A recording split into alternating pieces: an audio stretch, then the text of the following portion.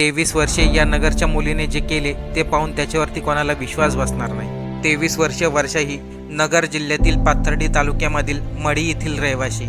वर्षा पुण्यामध्ये MBAचं शिक्षण घेत होती, पण कोरोना व्हायरसच्या काळामध्ये कॉलेज बंदच होते, त्यामुळे तिला नाविलाजाने घरी यावं लागले।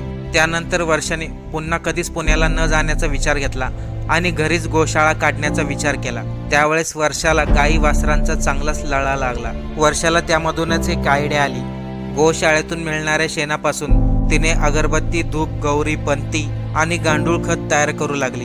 2022 मध्ये वर्षाने पाथर्डीमध्ये स्वतःची कंपनी तयार केली। या व्यवसायाच्या माध्यमातून जो नफा मिळतो त्याचा वापर ती शेकडो प्राण्यांना पाणी आणि चारा देण्यासाठी वापरते। वर्षाला ही गोशाळा आर्थिकदृष्ट्या मजबूत बनवायची आहे। तिच्या उत्तम कामाबद्दल तिला 2024 मध्ये पुरस्कारही देण्यात आला।